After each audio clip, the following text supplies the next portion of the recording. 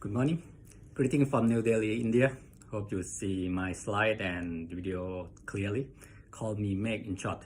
At this outset, I would like to apologize for not being able to present in person to this GAPC. It's always my honor and my pleasure to participate here, even in virtual format. It is extremely challenging to me to provide feedback to the regional workshops present in advance. Therefore, I slightly shift the presentation into what I think that it would be applicable to all regions, all countries, especially the low and middle income countries, and to all local levels. Having said that, however, I might focus on supranational movements on alcohol, especially those related to my organization, World Health Organization, and I will provoke you all to think and discuss how we should collectively use this opportunity.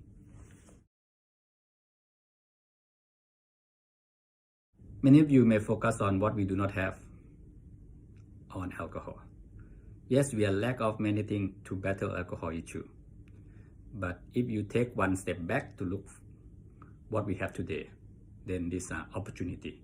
Just 10 years ago, not so long, alcohol was left out from any global movements. That is the dark ages for global movement on alcohol. Be it World Health Assembly, UN General Assembly. The WHO did not have any guidance to support country on alcohol. When the world started to talk about NCD in 2009, there was a blanket concern that alcohol will be left out from NCD actions and monitoring framework, I mean targets and indicator. And the same go to the process to formulate 2030 Sustainable Development Agenda, or SDG. And at that time, alcohol movement is a subject and agenda of those who committed individuals who work on uncoordinated basis.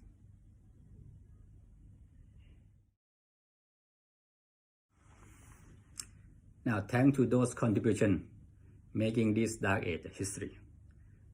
Today, we have the umbrella global strategy to reduce harmful use of alcohol in hand.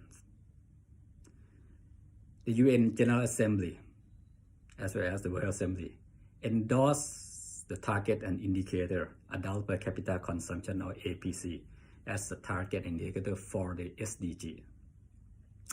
Countries have green light for the WHO endorsing the baseline or cost-effective intervention. The WHO has launched the safer package, which is the tool focusing on 5 interventions to support country. And just 2 months ago, the WHO Executive Board passed 2 key decisions.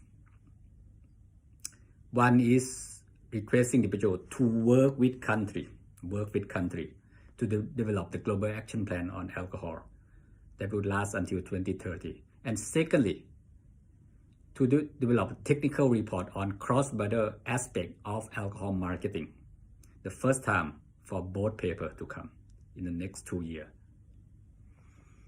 And congratulations to you all. Now, I think we can say that we have institutionalized the GAPC and the network around you as a global infrastructure to fight alcohol. All of this opportunity doesn't come cheap and easily. The alcohol industry still fight very hard to tone down, distract country from this opportunity. For example, they try to delete the APC from the SDG indicator. So I encourage you all to regard this opportunity as our collective asset and think strategically how we could use it.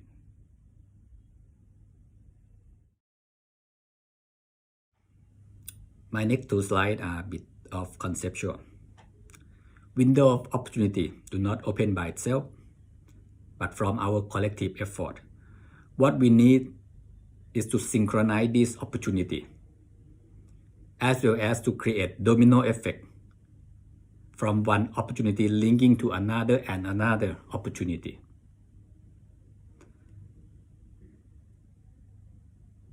Those opportunities, for example, as listed in my previous slide, are the result of interlinked contribution of stakeholders at all levels, from local to global.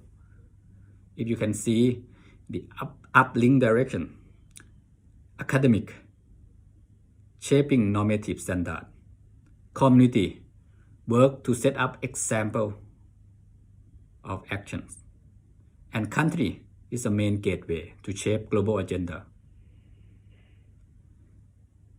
The position of your government is so important for intergovernmental agencies like WHO or UN. Also so important for the upcoming Global Action Plan on Alcohol and the cross-border aspect of alcohol marketing report. On the other hand, the downward link, the supranational movement will provide backup and support to country and local action. But this resolution, declaration, commitment, target, whatsoever, do not work by itself. We need capacity to downlink and turn it into local action on the ground. And lastly, I would agree that we need some key principles to work together. Otherwise, we end up with talk-only debate. Evidence-based action, management of conflict of interest, and multi-sectoral collaboration. These are key.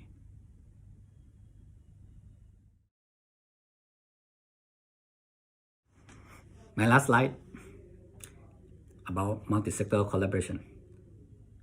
We shouldn't be trapped by the narrow definition of collaboration.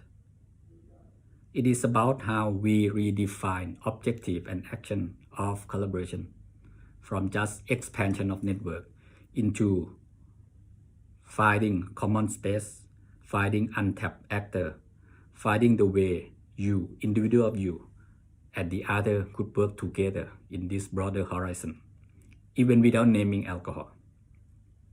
In an old school thinking, we focus on red spot.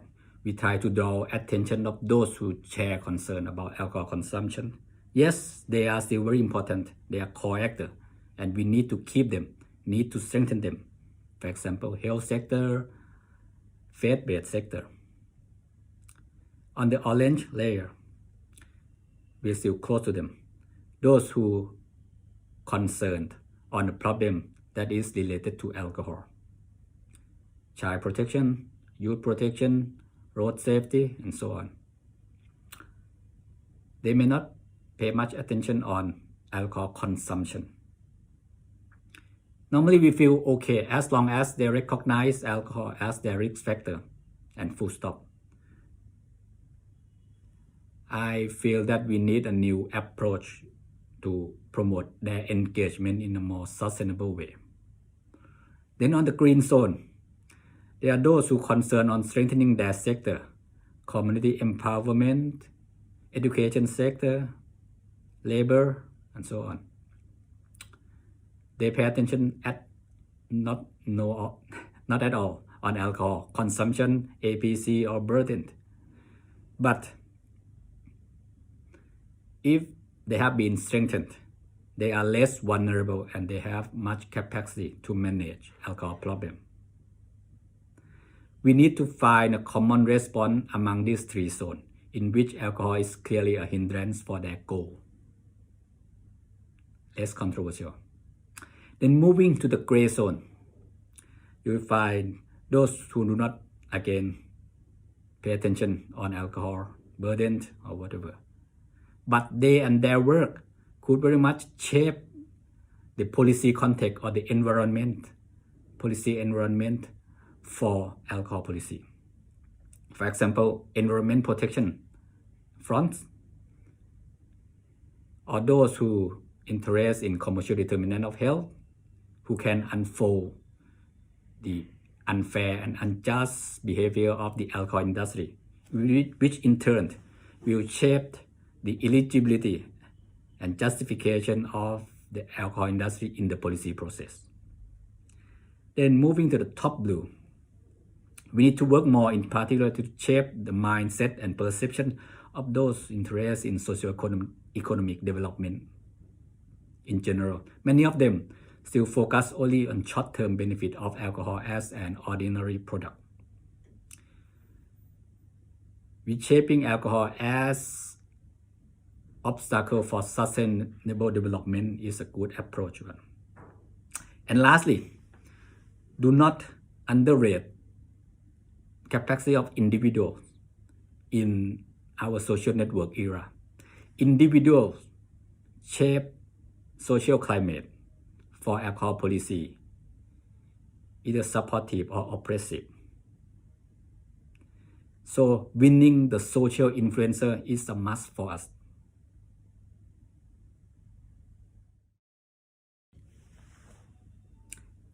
Hopefully my presentation would have some contribution to GAPC. Feel free if you have any problem you want to discuss with me, share idea to this email. Until the next GAPC. Thank you very much and goodbye.